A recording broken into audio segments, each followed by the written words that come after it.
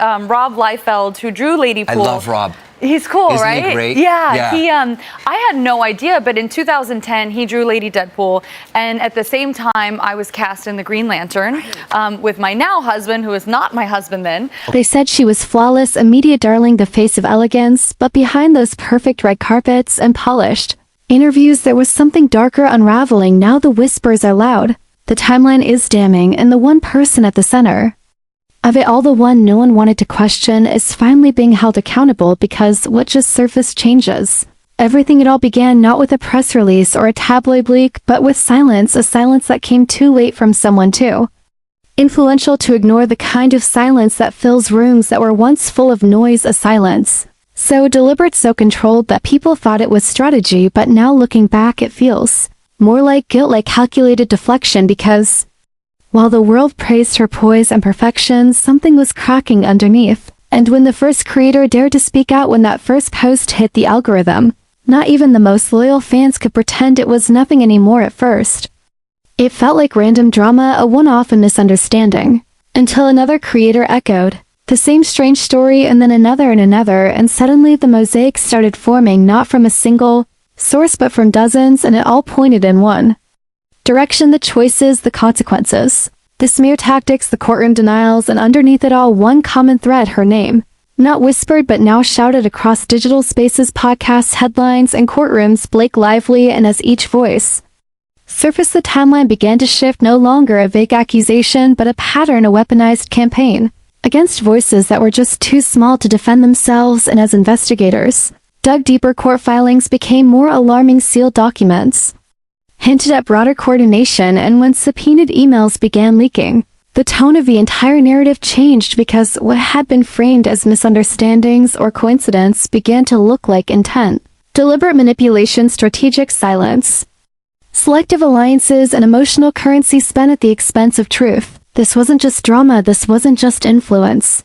This was a crisis in plain sight, and the question that once felt dramatic began to feel inevitable: how much did she really know, and more importantly, how far did she go to keep it from being known? And in that moment of public reckoning, when the mask of celebrity elegance began to slip, audiences didn't just feel shocked, they felt betrayed, because the person they defended, praised, and celebrated wasn't just a bystander in the mess. She was central to it, not just implicated but instrumental, and that realization sent shockwaves through fans, former allies, and critics alike, with creators stepping forward, influencers deleting old collabs, lawyers being replaced, and those once silent finally publishing their side. And yet, for every voice brave enough to come forward, the silence from her side grew louder, colder, more defensive, until it became clear this wasn't just a misunderstanding, it was a narrative unraveling in real time. And the most chilling part of it all wasn't what was said, but what was carefully left out: the missing statements, the no comments, the delays in deposition. And for every deflection, the internet became more determined to know why now, why this many people, and why was one of the most loved names in Hollywood suddenly facing the same questions as the ones she tried to silence? The wave was coming, not with hatred but with hard facts and emotional urgency. And by the end of the week, this story had moved from comment sections to courtrooms, from trending hashtags to network segments, and the narrative was no longer a question of if she was involved, but how deeply. Because when creators' mental health receipts, therapy records, monetization drops, and community exile all traced back to one campaign, orchestrated under brand partnerships and friendly press coverage, something in the public snapped. The illusion was shattered, and what was once a golden brand was now a cautionary tale of what happens when power is misused, not by men in suits but by those we never expected, the ones with soft smiles and pastel posts. Because sometimes the most dangerous silence is the one that pretends to care. And by the time the first judge demanded documents be unsealed, the game was already changing, no longer about reputation management but truth, accountability, and digital justice, in a space where too many were told to sit down, be quiet, or risk everything. And what they risked was everything, and now she has to answer for it. Because once the silence broke, it wasn't just creators who were watching anymore. Lawyers entered the chat, networks started re-evaluating past features, managers were asking urgent questions off the record, and what once looked like a subtle PR maneuver was quickly recontextualized as a coordinated campaign, and not just against one voice or one channel, but against an entire digital community that had dared to speak outside the narrative. Suddenly, NDAs were being challenged by whistleblower laws. Private conversations were being verified by forensic analysts, and what emerged wasn't a rumor or an opinion. It was a documented sequence of moves that suggested control, suppression, and personal vendettas cloaked under legal jargon and curated smiles. And yet for every discovery that made headlines, there were stories buried, deeper stories that didn't make the timelines. The creators who never came forward, not because they didn't want to, but because they were too broken, too disillusioned, or still under contract. The damage done wasn't just digital, it was personal, emotional, financial, and it became harder and harder to call it coincidental when creators with mental health crises were directly tied to the same blackout strategies, the same sponsorship interference, the same sudden drops in engagement that always seemed to trace back to whispered warnings from Team Lively, not explicitly stated, never written down, but always known and always understood. And the complexity deepened when some of her former allies began to step back, not publicly, not dramatically, but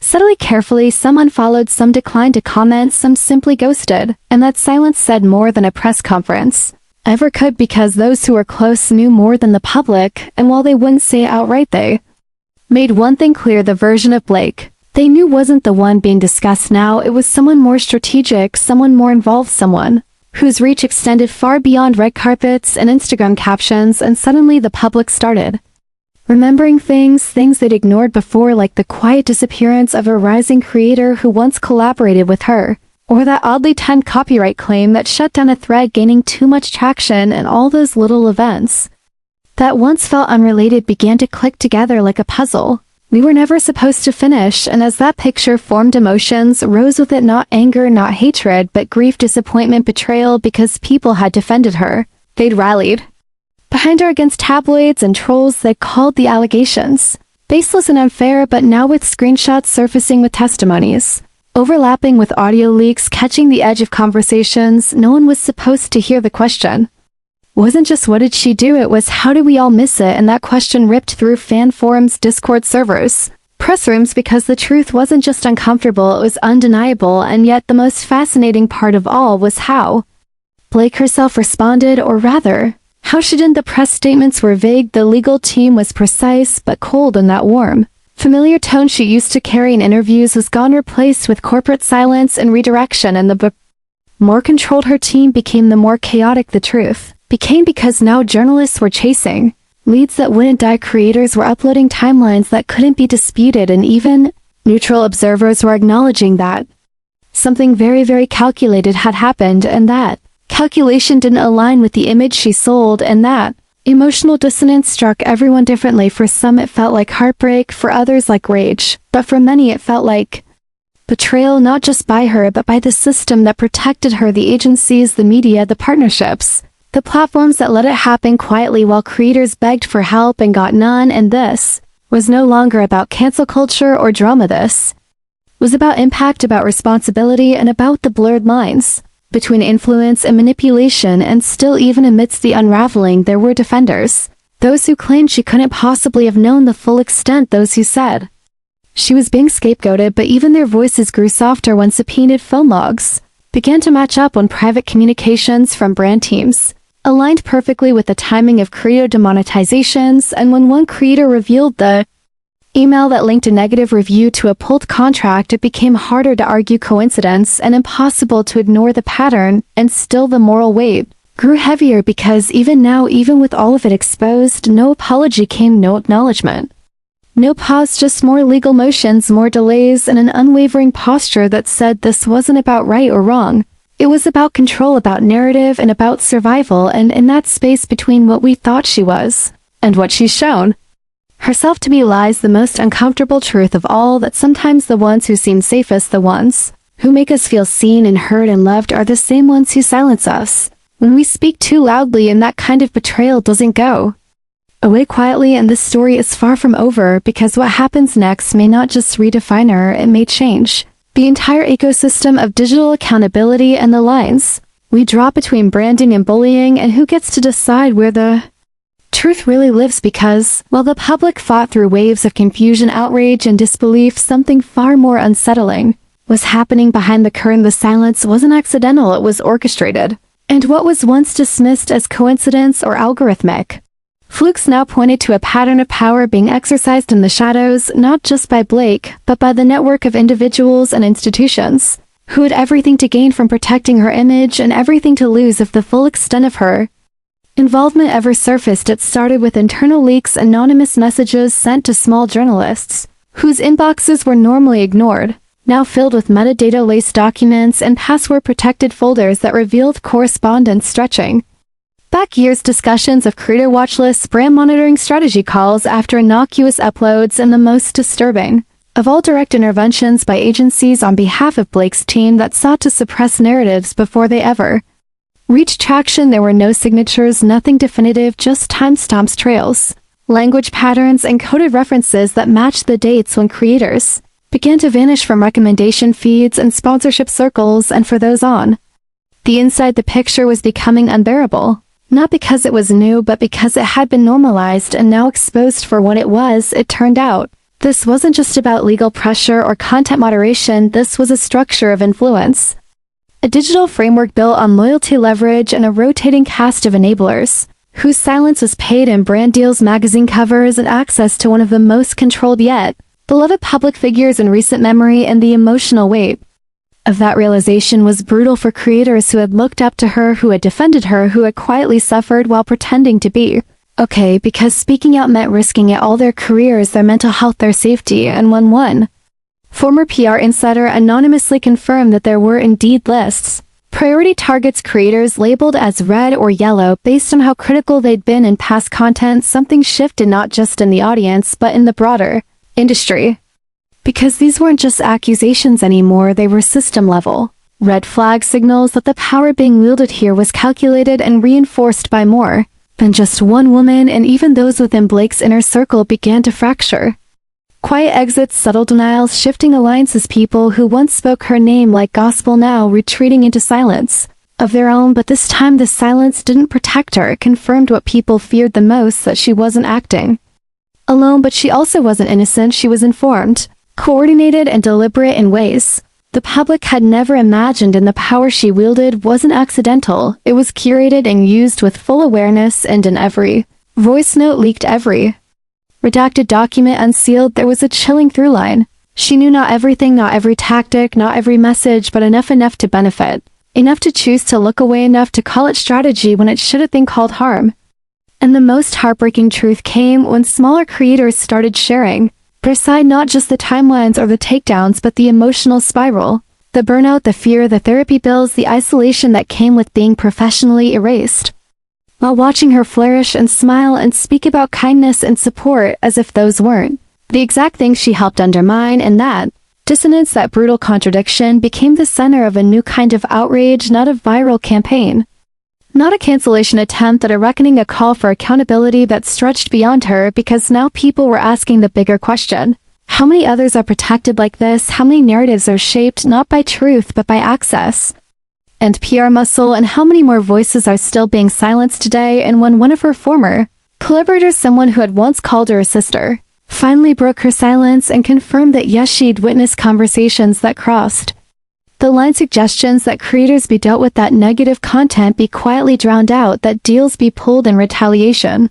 the floodgates opened, and now networks who once ran features were reevaluating their coverage, platforms were facing questions about moderation systems and automated penalties, and the power once held so tightly by her team began to slip.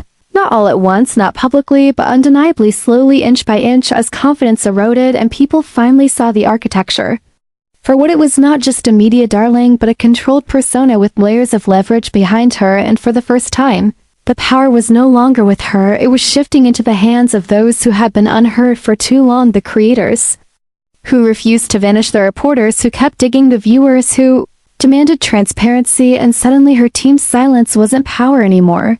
It was weakness, because silence only works when people are still afraid. But these creators weren't afraid anymore. They were furious and organized, and they were telling their stories not to tear someone down, but to reclaim what had been taken from them. And that shift, that surge of collective voice and momentum, is what finally tipped the balance. No longer asking for an apology, but demanding change, not just from Blake, but from the entire system that enabled her, because accountability doesn't end at exposure, it begins there. And what's happening now isn't just a fall from grace, it's a reset of how influence is allowed to operate unchecked, and who gets to rewrite the truth after the damage has already been done. And then it happened not with a viral tweet, not with a headline, but with a single 30-minute video uploaded quietly by one of the earliest creators to be affected. She didn't title it explosively, she didn't beg for attention. She just spoke raw and steady, recounting every detail with receipts to back her timeline, screenshots, emails, content takedowns, monetization, flags, brand pullouts, and suddenly what had seemed speculative, what had been dismissed as coincidence or conspiracy, was now painfully clear, intentional, targeted, systemic. And in that 30-minute, quiet storm of truth, the illusion cracked, not just for fans, but for the industry, because she wasn't just telling her story. She was showing how it was done, how invisible pressure was used to isolate her, how a few powerful voices whispered behind closed doors and shut off the light for her career. And the emotional unraveling that followed was immediate, because now the receipts weren't abstract, they were human. They had a face, a voice, a tremble, and the reaction was thunderous. Creators reposted it, journalists verified it, former collaborators apologized publicly, some broke their NDAs knowing full well what it might cost them, and then 2 more creators followed with their own videos, and then 5 more, and then it wasn't a movement, it was a reckoning, one that couldn't be managed with statements or silence, with redirection, because it wasn't just the creators speaking anymore, it was their audiences, their communities, people who remembered the videos that went dark, who questioned the sudden algorithm drops, and who now saw the links, the overlap, the unmistakable thread that pointed back to the same machinery, the machinery that had always protected her. And what was once an aesthetic brand built on elegance and grace now stood on a foundation of bruised trust and shattered silence. And for Blake's team, the strategy that once worked began to collapse. The no comments were no longer mysterious. They were infuriating, the delays were no longer careful, they were damning, and as legal filings finally began to unseal, the courtroom started echoing the internet, not the other way around. What used to be rumor became record. What used to be hearsay became admissible, and the human cost laid bare in those documents was staggering. Creators financially gutted, emotionally broken, reputationally exiled, some of them teenagers, some of them single parents, some of them months away from walking away for good, and the emotional fallout couldn't be undone by a Notes app apology or a sleek magazine cover, because the damage wasn't about image anymore, it was about people. And the longer the silence stretched, the louder the truth became. And then it got worse, not for the creators, but for Blake, because the court ordered digital correspondence between her team and one major brand partner to be released, and in it, while not directly commanding any takedown or suppression, there was language that confirmed awareness, language that suggested strategic distancing. And while it wasn't the smoking gun the internet hoped for, it was enough to confirm complicity, enough to prove that even if she didn't orchestrate every move, she benefited from it and never intervened. And that distinction, that small but critical failure, became the breaking point for many, because it wasn't about villainy, it was about responsibility, about how someone with so much power chose convenience over courage, silence over solidarity. And that kind of failure cuts deeper than malice, because it hides behind charm and lets others do the harm while the smile stays intact. And as this realization spread, the cultural temperature shifted, no longer a frenzy, but a steady withdrawal. Brands pausing partnerships, former allies quietly removing old interviews from sources, their channels, award shows, editing her out of montages, not as punishment but as reflection of a truth that couldn't be denied anymore, that she wasn't the role model people thought she was. And the emotional collapse wasn't loud, it was cold, dignified, rehearsed, but undeniable. And still, even as her empire strained under the weight of exposure, she didn't pivot, she didn't acknowledge, she didn't appear. And that absence, that refusal to engage, to speak, to show even a moment of vulnerability, her final misstep, because the audience that once adored her wanted to understand, not condemn. They wanted explanation, not silence. And by denying them even that, she confirmed every fear, every suspicion, every echo of every creator who said she saw them struggling and looked away. And now the system that once protected her was recalibrating, not by choice, but by necessity, because the fallout wasn't just hers, it was theirs. Every brand that stood beside her, every platform that prioritized her image over their community's health, every agency that whispered do nothing while creators burned out in the dark. And those structures, those systems, are now being forced to confront what they enabled. And for the first time, the digital world is not just reacting, it's evolving. And what she built for years is now dissolving, not in hatred, not in chaos, but in truth. And for the creators who survived it, for the ones who lost years of their lives, their voice, their confidence. This isn't justice yet, but it's closer than they ever imagined, and the weight of that breakthrough is something that can't be erased, not with PR, not with time, not with reinvention, because what's been seen can't be unseen in the mess she's at. The center of it is no longer about her choices alone, it's about the ecosystem that let it happen, and the emotional reckoning still spreading through every corner of this space is a reminder to everyone watching that power unchecked is never harmless. And silence, especially from those who know better, is never neutral, and what comes next won't be a redemption arc. It'll be a rebuild, and not for her, but for those who were never supposed to make it this far, because now in the aftermath, in the quiet that follows the collapse, there's one question that lingers louder than any accusation, any headline, any courtroom twist. And it's not how could she, but how did we let it go on for so long? How did we confuse curated charm with character? How did we ignore the subtle signs, the creators who went silent, the videos that vanished, the apologies that never came? How did we mistake aesthetic for integrity? And as the dust settles, what we're left with is not just a broken narrative, but a sobering mirror of the world we've helped build, a world where influence can shield abuse, where perfection is prioritized over accountability, and where the loudest voices too often belong to those with the least to lose and the most to hide. Because Blake Lively wasn't just a person in this story, she was a system, a symbol of how far image can carry you and how deep denial can bury the truth. And now that truth is scattered across thousands of timelines, dozens of testimonies, courtrooms that were never meant to hear about YouTubers and creators and mental health collapses, but now can't ignore them. And for those who still defend her, who say she was unaware, who believe she's being unfairly targeted, the answer is in the silence.